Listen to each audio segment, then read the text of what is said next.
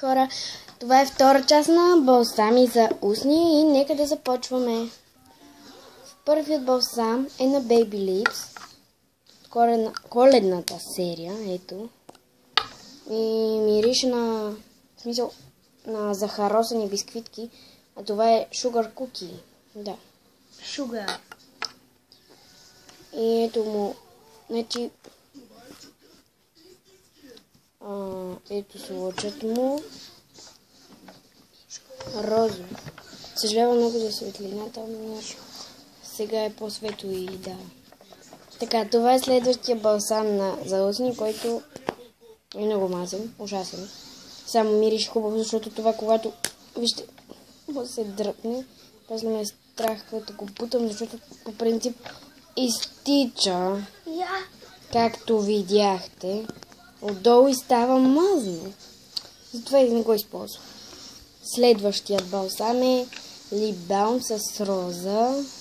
Когато бях на морето и купих си този и другият, който го видяхте в предишното клипче, ви казах, че може да го изхвърляте, като е много стар. Така изглежда, защото е гаден някакъв. Мирише ужасно. Този е следващият на незнайни марки са. Някои са. Мисля, ще гледаме на игра. Добре, чуки. Това е таблета, имаше за мене. Любимия ми балсам, тъй като вижте колко е изразходван. Той няма повече. Беше толкова хубав. Беше като червило, безцветно червило. Но вече не. Следващият е на Nivea. Fruity Shine с праскова. Май праскова беше.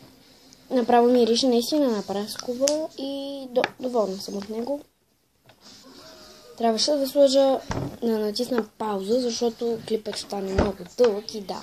Това е блясъкът ми за устни на... Пак на незнайна марка. Не, на знайна марка, обаче не мога да я произнеса. Много не знам. Следващият е мой DIY, който направих. Значи, слочовете в края на клипа ще видите, ако не забравя. Всъщност не, няма да видите.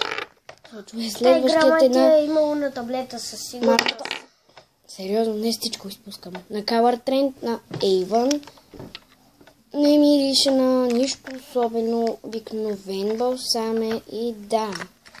Случат му, много трудно се взима от него, тъй че няма да ви го показвам. Този е безцветен, този ви го показах, този е блясък. Пак ще ви го... Това са двата случа, тъй като ето този.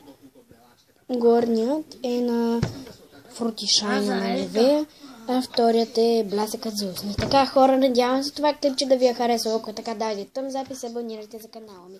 Чао!